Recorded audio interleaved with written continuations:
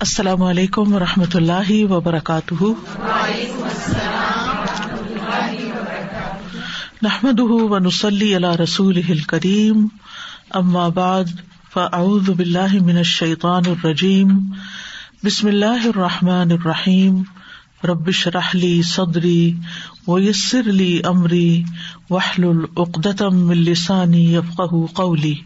وَإِذَا سَأَلَكَ عِبَادِي عَنِّي فَإِنِّي قَرِيبٌ أُجِيبُ دَعْوَةَ الدَّاعِ إِذَا دَعَانِ فَلْيَسْتَجِيبُوا لِي وَلْيُؤْمِنُوا بِي لَعَلَّهُمْ يَرْشُدُونَ.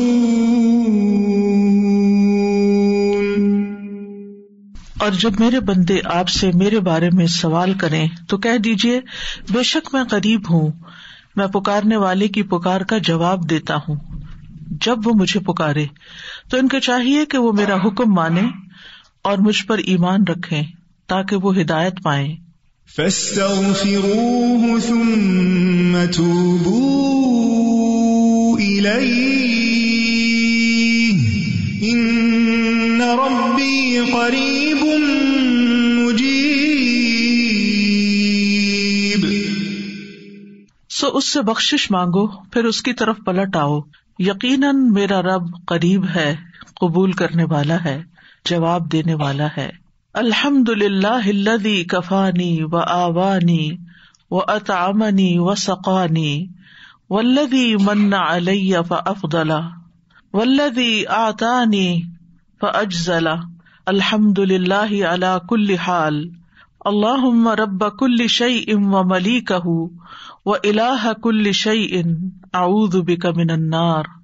تمام تعریف اللہ کے لیے ہے جس نے میری کفایت کی اور مجھے رہنے کی جگہ عنایت فرمائی، مجھے کھلایا پلایا، اور جس نے مجھ پر احسان کیا اور بہت زیادہ کیا، جس نے مجھے دیا اور خوب دیا. ہر حال میں اللہ ہی کی تعریف ہے. اے اللہ، اے ہر چیز کے رب اور اس کے مالک، اے ہر چیز کے معبود، میں آگ سے تیری پناہ چاہتا ہوں. اللہم صلی علی محمد وعلی آل محمد کما صلیت علی ابراہیم وعلی آل ابراہیم انک حمید مجید. اللہم بارک علی محمد وعلی آل محمد کما بارکت علی ابراہیم وعلی آل ابراہیم انک حمید مجید. پروگرام قریب مجیب کے سلسلے میں آج ہم نعمتوں پر شکر گزاری کی دعاؤں کے بارے میں پڑھیں گے. اللہ تعالیٰ کا شکر ادا کرنا عبادت ہے جس کے ذریعے بندہ اپنے رب کا قرب حاصل کرتا ہے، اور عبادتوں کا مقصد بھی یہی ہے.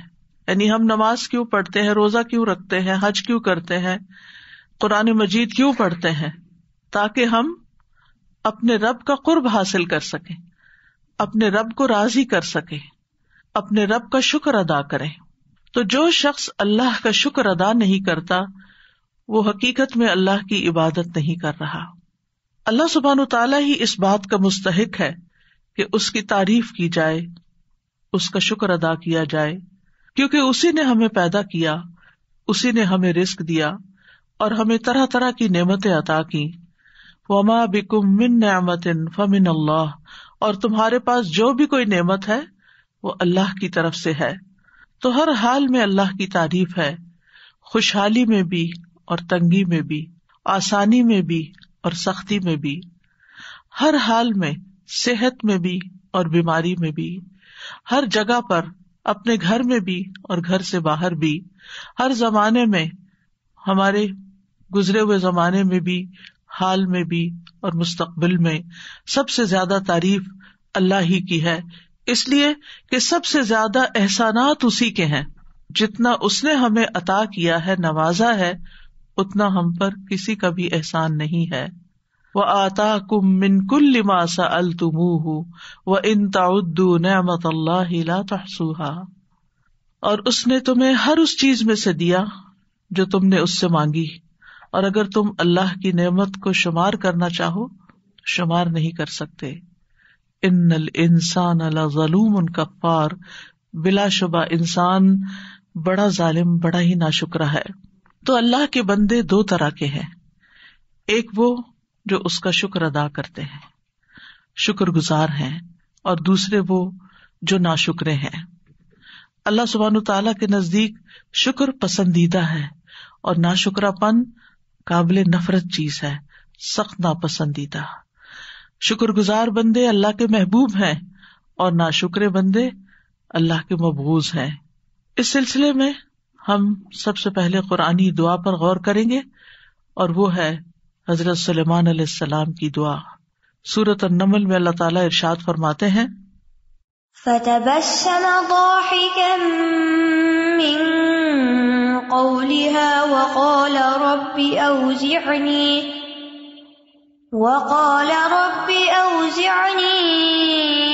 أن أشكر نعمتك التي أنعمت علي وعلى والدي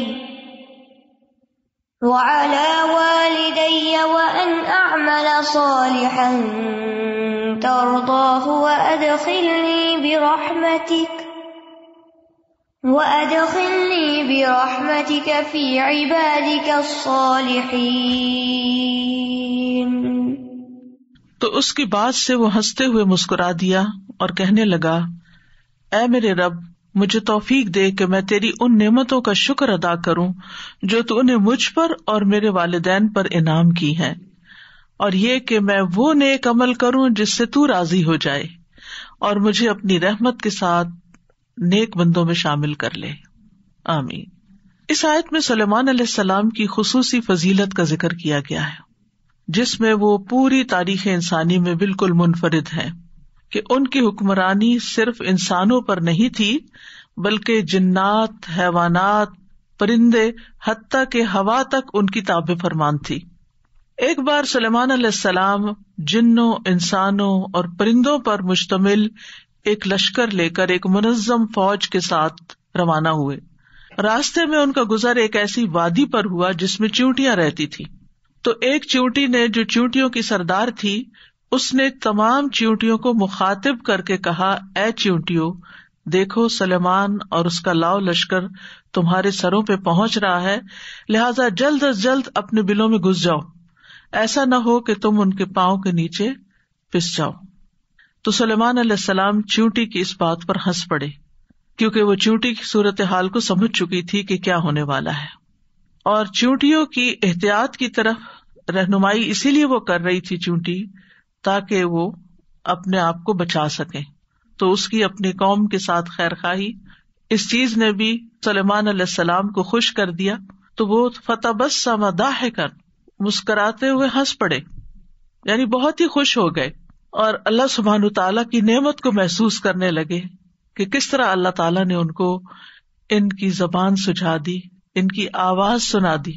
چیونٹی کی آواز کتنی ہوگی سوچئے، تو سلیمان علیہ السلام کی سماعت کتنی تیز ہوگی، اور پھر اس کی بات کو سمجھ جانا اور اس پر پھر ریئیکٹ کرنا. حالانکہ پورا لشکر ساتھ تھا، کسی کو نہیں پتا چلا. جس بندے پہ اللہ نعمت کرے اور جس کو وہ سجا دے، جس کو وہ سکھا دے، یہ اللہ ہی کا فضل ہوتا ہے. تو اس موقع پر انہوں نے یہ دعا کی تھی کہ اے اللہ، مجھے اس نعمت کی شکر گزاری کرنے کی توفیق عطا فرما جو تو نے مجھے اور میرے والدین کو دی، اور یہ کہ میں نیک عمل کروں. یعنی شکر کیسے ادا کروں؟ نیک عمل کر کے جس پر تو مجھ سے راضی ہو جائے، اور مجھے اپنی رحمت کے ساتھ جنت کی نعمتوں میں اپنے نیک بندوں کے ساتھ داخل کر لے. یہاں پر ہم دیکھتے ہیں کہ جو سلیمان علیہ السلام کا مسکرانا ہے اس میں ضحک کا لفظ آیا ہے، کیونکہ بعض اوقات ناراضگی کی وجہ سے بھی مسکرایا جاتا ہے، خفگی والی مسکراہٹ بھی ہوتی ہے. جیسا کہ کعب بن مالک کے قصے میں آتا ہے کہ نبی صلی اللہ علیہ وسلم کے بارے میں وہ کہتے ہیں، تبسم تبسم المغضب، کہ رسول اللہ صلی اللہ علیہ وسلم مجھے دیکھ کر مسکرائے غصے والے کی طرح مسکرانا. یعنی جو متحمل حلیم شخصیات ہوتی ہیں وہ غصے کی حالت میں بھی مسکرا سکتی ہیں. تو وہ مسکراہٹ اس طرح کی مسکراہٹ نہیں ہوتی جو انتہائی خوشی کی مسکراہٹ ہوتی ہے. اسی طرح بعض اوقات انسان دوسرے کی تحقیر کرتے ہوئے بھی مسکراتا ہے، اس کو حقیر سمجھتے ہوئے. تو یہاں پر اسی لیے اللہ سبحانہ وتعالیٰ نے تبسم کے ساتھ ضاحکن کی قید لگائی ہے کہ یہ تبسم خوشی کا تھا, شکر گزاری کا تھا. اور ضحک ہوتا ہے چہرے کا کھل جانا اور خوشی سے دانتوں کا ظاہر ہو جانا. اس کے آگے ہوتا ہے قہقہا. آپ قہقہ نہیں لگا رہے تھے, یعنی ایک ہے صرف مسکرانا اور ایک ہی کہ اتنا مسکرانا کہ پھر دانت بھی ظاہر ہو جائیں. اور اسی لیے آپ دیکھیں کہ جو دانت مسکرانے میں ہنسنے میں ظاہر ہوتے ہیں ان کو ضواحک کہا جاتا ہے.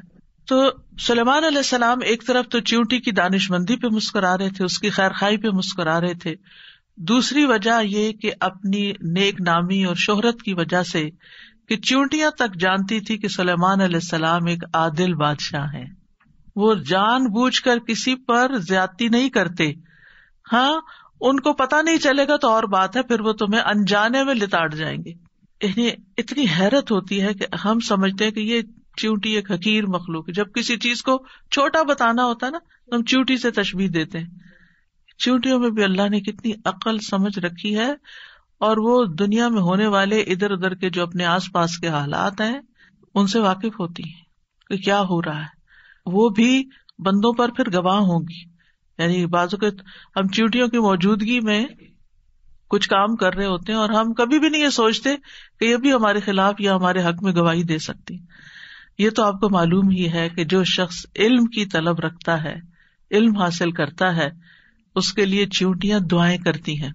اس کا مطلب یہ ہے کہ چیونٹیوں کو بتایا جاتا یا ان تک یہ علم جاتا ہے کہ فلاں اور فلاں جو ہے آج اس مجلس میں بیٹھا ہوا علم حاصل کر رہا ہے, لہٰذا اس کے لیے تم بھی دعا کرو. ہم گھر سے نکل آتے ہیں, ہم تکلیف اٹھاتے ہیں, مشقت اٹھاتے ہیں, علم کے راستے میں نکلتے ہیں, فرشتے پر بچھاتے ہیں, چیونٹیاں دعائیں کرتی ہیں, سمندروں کی مچھلیاں تک دعائیں کرتی ہیں جو لوگ علم کے راستے پر نکلتے ہیں. کیونکہ یہ معمولی اعزاز نہیں ہے, یہ بہت بڑی خوش قسمتی کی بات ہے, اور اس پر بھی اللہ کا شکر ادا کرنا چاہیے. تو دعا کیا ہے؟ رب اوزعنی ان اشکر نعمتک التی انعمت علی وعلی والدی. اے میرے رب مجھے الہام کر, مجھے توفیق دے. یہ دونوں معنی کیے جاتے ہیں وضع کے. وضع کا اصل معنی ہوتا ہے روکے رکھنا, سنبھالنا, قابو میں رکھنا. یعنی سلیمان علیہ السلام نے یہ دعا کی کہ اے میرے رب تو نے مجھے جو یہ فضیلت عطا کی ہے, جو نعمت عطا کی ہے کہ میں حشرات تک کی بولی سمجھ لیتا ہوں, ایسا نہ ہو کہ میں کہیں کسی غرور یا طغیانی میں مبتلا ہو جاؤں, بلکہ میری باغ تو اپنے ہاتھ میں رکھ اور مجھے شکر کے رستے پر ہی گامزن رکھ. مجھے توفیق دے کہ تو نے مجھ پر اور میرے والدین پر جو فضل عظیم عطا کیا ہے, اتنا بڑا فضل کیا ہے, میں اس کا شکر ادا کر سکوں. یعنی صرف اپنی نعمتوں کا نہیں, ان نعمتوں کا بھی جو تو نے میرے والدین پر کی. اور وہ کس شکل میں؟ وَأَنْ أَعْمَلَ صَالِحًا تَرْضَاهُ, ایسا نیک عمل کروں جس سے تو راضی ہو جائے. اس سے یہ پتہ چلتا ہے کہ بعض اوقات انسان نیک عمل کرتا ہے لیکن اللہ تعالیٰ اس نیک عمل سے خوش نہیں ہوتے, کیونکہ بعض اوقات انسان وہ نیک عمل کر کے عجب کا شکار ہو جاتا ہے. واہ میں نے کمال کر دیا, آج تو میں اتنی دیر نماز میں کھڑا رہا. بعض اوقات ہم اپنے قرآن پڑھنے پہ بڑا فخر کرنے لگتے ہیں یا اور نیکیوں پہ ہم عجب کا شکار ہو جاتے. عجب ہوتا خود پسندی, اپنا آپ بہت اچھا لگتا, اپنی نیکیاں, اپنی چیزیں, یعنی انسان بہت بھرا ہوا ہوتا ہے اپنے آپ سے ہی کہ خود کو بڑی چیز سمجھنے لگتا ہے کسی نیکی کی وجہ سے. تو اللہ سبحانہ تعالیٰ کو ایسا عمل پھر پسند نہیں آتا کہ جو صرف اپنی بڑائی ظاہر کرنے کے لیے ہو. بعض اوقات نیک عمل کیا جاتا ہے ریاکاری کے لیے, لوگوں کو دکھانے کے لیے. مسجد بنائی عالی شان, لیکن مقصد کیا تھا کہ میرا نام دنیا میں باقی رہے, میرے نام کی پٹی یہاں لگے, جو بھی آئے گا میرے مرنے کے بعد وہ دیکھے گا فلاں حضرت نے یہ مسجد بنوائی تھی. حالانکہ مسجد تو اس مقصد کے لیے بننی چاہیے تھی کہ لوگ اس پہ نماز پڑھیں اور اللہ تعالیٰ خوش ہو جائیں, راضی ہو جائیں. بعض لوگ کنواں کھدواتے ہیں یا اور کوئی کام کرواتے ہیں تو وہ اصرار کرتے ہیں کہ ہمارے نام کی پٹی ضرور لگے, اس پہ لکھے کہ یہ کس کے لیے ہے, یہ لکھے کہ میرے والدین کے لیے صدقہ جاریہ, اور نیچے اپنا نام لکھواتے ہیں یا پھر والدین کا نام لکھواتے ہیں. اب آپ دیکھیں کہ ایک عام شخص گاؤں کا ان پڑھ دیہاتی آئے گا, کیونکہ کنویں عموماً وہیں کھدوائے جاتے ہیں نا جہاں لوگ بےچارے ان کے پاس ریسورسز نہیں ہوتے اور محتاج ہوتے ہیں پانی کے بھی, تو وہاں پر اگر آپ نے پٹی لگا بھی دی تو کیا ہوگا, آدھے لوگ تو پڑھ ہی نہیں سکیں گے اس کو. دوسرا یہ کہ وہ آپ کو جانتا ہی نہیں ہے کہ آپ کون ہیں. تیسرا یہ کہ کوئی اور بھی سیکھ جائے گا کہ ہاں یہ بھی شہرت کے لیے پٹیاں بھی لگوائی جاتی ہیں. اب اس سے کیا ہے, آپ کے دل کو تو تسلی ہوگی, لیکن سوچنے کی بات یہ کہ کیا واقعی آپ کے اس کام میں ایسا اخلاص تھا کہ اللہ تعالیٰ کو بھی پسند آیا ہو, اللہ بھی اس سے راضی ہو. آپ نے اگر نیک نیتی سے ایک درخت لگا دیا ہے, کسی کو پتا نہیں کہ آپ نے لگایا ہے. آپ نے کنواں کھدوا دیا, کسی کو نہیں پتا کہ آپ ہیں پیچھے وہ پیسہ دینے والے یا کرنے والے. کیا اس سے آپ کی نیکی میں, ثواب میں, اجر میں کوئی کمی واقع ہو جائے گی؟ ہرگز نہیں. جو آپ کا مقصد ہے کہ ایسا نیک عمل کروں کہ اللہ راضی ہو جائے, وہ پورا ہو گیا, سمجھے سب کچھ ہو گیا, سبھی کچھ ہو گیا. اور آپ دیکھیں پھر ہماری نیت ہوتی ہے کہ چلے ہم اس لیے نام لکھواتے ہیں کہ کوئی ہمارے لیے دعا کرے گا یا ہمارے والدین کے لیے دعا کرے گا. یاد رکھیں جس پر آپ نے احسان نیک نیتی کے ساتھ کیا, بغیر احسان جتائے آپ نے نیکی کی کسی کے ساتھ, تو پھر وہ خود بخود دل سے آپ کو دعا دے گا. اور ویسے بھی یہ ہے کہ انسان اگر کوئی کسی کو دعا نہیں دیتا, اگر آپ لکھیں بھی نہ کہ دعا کریں, تو پھر بھی کیا آپ کو یقین ہے کہ کوئی دعا کرے گا؟ نہیں. اس کی مرضی ہوگی, اس کا دل خوش ہوگا تو وہ خود ہی دعا کر دے گا, چاہے نام نہ بھی لکھا ہوا ہو. اور اگر اس کا دل خوش نہیں, ناشکرا انسان ہے, نہ وہ رب کا شکر گزار ہے, آپ کا کہاں سے ہوگا؟ کیونکہ شکر جو ہے کسی کے احسان کے اعتراف کو کہتے ہیں, کہ اکنالج کرنا کہ ہاں واقعی اس نے مجھ پر کوئی احسان کیا ہے. اور یہ انسانی صفات میں سے ایک بہت اعلیٰ و عرفہ صفت ہے. کسی شریف اور نوبل انسان کی بہت بڑی پہچان ہے کہ وہ دوسروں کے احسان کو مانتا ہے, کہ کسی نے میرے لیے یہ انتظام کیا ہے یہاں پانی کا, میں شکر گزار ہوں اس کا, اللہ اس کو جزائے خیر دے. کسی نے میرے لیے اس چیز کا انتظام کیا, نہیں کسی بھی نعمت کا, کوئی بھی احسان جو کوئی بندہ کسی بندے پہ کرتا ہے. اور اللہ کی نعمتیں تو ہر طرف بکھری ہی پڑی ہیں. تو عموماً جو نعمتیں ہوتی ہیں اس کے دو پہلو ہوتے ہیں.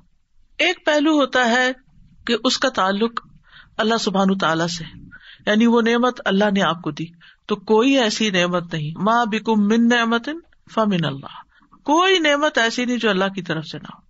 دوسرا یہ کہ انسان سبب بنتا ہے آپ تک وہ نعمت لانے کا. مثال کے طور پر علم ایک نعمت ہے, اس وقت میں سبب بن گئی ہوں آپ تک نعمت پہنچانے کی, قریبی مثال سے بات سمجھا رہی ہوں. اسی طرح آپ میں سے کوئی یہاں پر آیا, کسی نے آپ کو گاڑی کی رائڈ دی اور یہاں پہنچا دیا, وہ سبب بن گیا یہاں تک آپ کو لانے کا. یہ روزمرہ کی چھوٹی چھوٹی مثالیں. تو ہماری زندگی میں ہر نعمت, ہر انعام, ہر فضل اللہ کی طرف سے ہے. اللہ سبحانہ وتعالیٰ وہ نعمتیں ہمیں اسباب کے پردے میں دیتے ہیں. کبھی انسان سبب بنتے ہیں, کبھی کوئی اور چیز سبب بن جاتی, کبھی بارش سبب بنتی ہے زمین سے سبزہ اگانے کا, کبھی ہوا سبب بنتی ہے بادل لانے کی یا لے جانے کی. تو بہت ساری چیزیں کار فرما ہیں اس کائنات کے اندر, یعنی کہ جو اللہ سبحانہ وتعالیٰ کے حکم کے مطابق بندوں کے لیے رزق روزی کا, نعمتوں کا انتظام کر رہی ہیں. تو جب انسان اللہ سبحانہ وتعالیٰ کی نسبت سے کوئی چیز کو دیکھتا ہے تو اس کو غور و فکر کرنا پڑتا ہے کہ کیا کیا نعمت ہے. ہاں, بندے کی طرف سے جب کوئی چیز ملتی ہے تو وہ سامنے ہوتی ہے نا, بندہ نظر آ رہا ہوتا ہے اور ہم اس کے شکر گزار ہو جاتے ہیں. تو بندے کے لیے ہمیں معترف ہونا پڑتا ہے بیسیکلی, کہ ہم اس کا اعتراف کریں کہ ہاں واقعی یہ ہمارے لیے سبب بنا ہے. اور اللہ سبحانہ وتعالیٰ کی نسبت ہمیں غور و فکر کرنا پڑتا ہے کہ اچھا یہ بھی اللہ نے دیا, یہ بھی اللہ نے بنایا. یہ بھی آپ نے دیکھا ہوگا کہ آپ پانی پیتے چلے جاتے ہیں, آپ کھانا کھاتے چلے جاتے ہیں, آپ کو ایک دفعہ بھی خیال نہیں آتا یہ اللہ نے بنایا, کیونکہ آپ نے غور ہی نہیں کیا, بس آپ نے کھا لیا, پیاس لگی پانی پی لیا, غور نہیں کیا. تو اللہ سبحانہ و تعالیٰ کی نعمتوں کا شکر ادا کرنے کے لیے انسان کو غور و فکر سے کام لینا پڑتا ہے, نعمتوں کو دیکھنا پڑتا ہے کہ کون کون سی نعمت ہے اور کس شکل میں. کیونکہ بعض نعمتیں ہمیں نظر آتی ہیں لیکن بعض ہمیں نظر نہیں آتی, مگر انہیں ویسے ہمیں پتا ہوتا ہے کہ وہ ہیں. اور بعض عوامل تو ایسے کام کر رہے ہوتے ہیں کہ ہمیں ان کا احساس اور ادراک تک نہیں کہ وہ بھی پیچھے کام کر رہی ہیں چیزیں, تو تب ہم تک یہ نعمت پہنچی ہے. تو بہرحال انسان کو اللہ سبحانہ تعالیٰ سے توفیق مانگتے رہنا چاہیے کہ اللہ تعالیٰ میں صرف نیک عمل نہ کرتا جاؤں بلکہ ایسے نیک عمل کروں کہ جن سے تو بھی راضی ہو, تیری رضا کے لیے میں یہ کام کر رہا ہوں، چاہے دین کا کام ہو چاہے دنیا کا کام ہو، کوئی بھی کام ہو، بس اللہ کی رضا کے لیے. اور یاد رکھے شکر میں رضا شامل ہوتی ہے، یعنی جب ہم اللہ کا شکر ادا کرتے ہیں تو اس کا مطلب ہے کہ ہم اللہ سے راضی ہیں. اس کو ہم مثال سے سمجھیں کہ جیسے اگر آپ کسی سے ناراض ہیں تو آپ اس کے سارے احسان بھول جاتے ہیں، آپ اس کا شکریہ کوئی نہیں ادا کرتے. یعنی آپ کے دل میں خیال بھی ہونا کہ اس نے میرے ساتھ اچھا کیا، لیکن آپ کے اوپر اس وقت چھایا ہوتا کہ اس نے میرے ساتھ کیا برا کیا. لہٰذا جو بندہ اللہ سے راضی نہیں ہوتا کچھ تکلیفوں کی وجہ سے، کچھ زندگی میں پریشانیوں کی وجہ سے، وہ شکر گزار نہیں ہو سکتا. تو شکر کے لیے رضا بھی چاہیے ہوتی ہے. تو یہاں پر اللہ ایسے اعمال، ایسے اقوال کی توفیق دے کہ جنہیں تو پسند کر لے، تیری پسند کے ہوں. وَأَدْخِلْنِي بِرَحْمَتِكَ فِي عِبَادِكَ الصَّالِحِينَ، اور مجھے اپنی رحمت کی وجہ سے، اپنی رحمت کے ساتھ نیک بندوں میں شامل کر لے. اس سے سلیمان علیہ السلام کی کتنی عاجزی بھی نظر آتی ہے کہ اتنا کچھ ہوتے ہوئے وہ نبی ہیں اللہ کے، اور وہ کہتے ہیں مجھے صالحین میں شامل کر لے. جیسے یوسف علیہ السلام نے کہا تھا وَأَلْحِقْنِي بِالصَّالِحِينَ. تو انسان جیسا خود ہوتا ہے نا، ویسا ہی اس کو ماحول پسند ہوتا ہے، ویسی ہی مجلسیں پسند ہوتی ہیں، ویسے ہی لوگ اچھے لگتے ہیں. اگر آپ خود نیک ہیں تو پھر آپ کے اندر نیکوں کی محبت ہوگی، نیکی کی محبت بھی ہوگی، اور نیک کام کرنے والے بھی آپ کو اچھے لگیں گے، چاہے وہ کوئی بھی ہو، کسی رنگ، کسی نسل، کسی علاقے کے بھی ہوں. وہ دور سے آپ کو انسپائر کریں گے کہ یہ کتنے اچھے لوگ ہیں، اور پھر آپ کے اندر ایک خواہش پیدا ہوگی کہ میں کبھی ان سے مل سکوں. آپ دیکھیں نا، جو جس سے محبت کرتا ہے اسے ملنے کی خواہش بھی رکھتا ہے. جو لوگ کسی ایکٹر کو، کسی سیلیبریٹی کو، کسی اس کو پسند کرتے ہیں، ان کی زندگی میں کیا بڑی خواہش ہوتی ہے کہ ہم کبھی اس سے ملیں. لیکن جو بندہ خود نیک ہوتا ہے، نیکی سے محبت کرتا ہے، اس کی خواہش کیا ہوتی ہے کہ اللہ مجھے نیک لوگوں سے ملا دے کہ میں ان سے کچھ انسپریشن لوں، کچھ ان سے سیکھوں، میں بھی ان جیسا بن جاؤں. اسی لیے عربی میں ایک شعر ہے نا، احب الصالحین ولست منہم، میں صالحین سے محبت کرتا ہوں لیکن میں ان میں سے ہوں نہیں، یعنی میں اپنے آپ کو نیک سمجھتا نہیں. لعل اللہ یرزقنی صلاحا، شاید اللہ مجھے بھی نیکی کی توفیق دے دے. یعنی ان کی محبت کی وجہ سے اللہ تعالیٰ میرے اندر بھی نیکی کا شوق پیدا کر دے. کیونکہ انسان کے لیے جہاں ایک طرف علم ضروری ہوتا ہے، وہاں دوسری طرف صحبت صالح ضروری ہوتی ہے. انسان اگر شکر گزار بندوں کے بیچ میں رہتا ہے تو آٹومیٹیکلی آپ کو بھی خیال آئے گا. مثلاً کھانے کی ٹیبل پر اگر کسی ایک نے بھی کھانا کھا کے الحمدللہ کہا تو آپ کی بھی یاد دہانی ہو جائے گی، اوہ میں نے تو کہا ہی نہیں، مجھے بھی کہنا ہے، میں بھی اللہ کا شکر ادا کر دوں. اور اگر کسی نے بھی نہیں کہا نا تو آپ بھی ایسے ہی اٹھ جائیں گے، آپ بھی بھول جائیں گے. تو نیک لوگوں میں ہونے کا فائدہ یہ ہوتا ہے کہ جب انسان ان کو اچھے کام کرتے دیکھتا ہے تو انسان کے دل میں پھر نیکی کی خواہش پیدا ہو جاتی، نیکی کرنا آسان بھی ہو جاتی. تو ایک طرف علم حاصل کرنا خوش قسمتی کی علامت ہے، دوسری طرف اس علم کو عمل میں ڈالنے کے لیے اچھا ماحول اور اچھی کمپنی کا ہونا بہت ضروری ہے. تو اس لیے بہت ہی جامع دعا ہے، اس دعا کو بھی ہمیں اپنی روزمرہ کی دعاؤں میں شامل کر لینا چاہیے. اس دعا کی اہمیت کا اندازہ اس بات سے لگائیں کہ اللہ سبحانہ وتعالیٰ نے اس دعا کو 2 بار قرآن مجید میں ذکر کیا. ایک تو یہاں پر سورۃ النمل میں، اور دوسرے سورۃ الاحقاف میں، جہاں صالحین یہ دعا مانگتے ہیں. اور حقیقی معنوں میں جو نیک بندے ہوتے ہیں ان کے اندر اعتراف بھی ہوتا ہے دوسروں کے احسانات کا، خصوصاً اللہ تعالیٰ کے احسانات کا، اور اس پر وہ شکر بھی ادا کرتے رہتے ہیں. اور پھر آپ دیکھیے کہ اللہ سبحانہ تعالیٰ کے بعد سب سے زیادہ شکر گزاری کے حقدار ہمارے والدین ہوتے ہیں، جس کا ذکر سورۃ الاحقاف کی دعا میں آتا ہے. اور پھر آپ دیکھیں یہاں پر بھی ان اشکر نعمتک التی انعمت علی وعلی والدی، یا اللہ میں اپنی طرف سے اور اپنے والدین کی طرف سے بھی، اور جو نعمتیں ان کو ملی ان کا بھی شکر ادا کرتا. یعنی اس سے یہ پتہ چلتا ہے کہ انسان جب کوئی نیکی کرتا ہے تو اس میں اگر وہ اپنے والدین کو شامل کر لیتا ہے، اس نیکی میں والدین کو شامل کر لیتا ہے، یا والدین کی طرف سے بھی نیکی کرتا ہے، تو یہ بہت بڑے اعزاز کی بات ہوتی ہے. یعنی نور علی نور ہے. آپ صدقہ کریں، اپنی نیت بھی کریں، لیکن والدین کو بھی نیت میں شامل کر لیں. پھر اسی طرح آپ مثلاً کوئی بھی اچھا کام کرتے ہیں تو آپ کے دل میں یہ خواہش ہونی چاہیے کہ اللہ اس کا ثواب ہمارے والدین کو پہنچے، کیونکہ جو والدین کا شکر گزار نہیں ہوتا وہ کسی رشتے کا شکر گزار نہیں ہوتا، وہ کسی کا بھی خیر خواہ نہیں ہو سکتا، وہ کسی کے لیے بھی کھرا نہیں ہو سکتا، کسی کے لیے بھی مخلص نہیں ہو سکتا.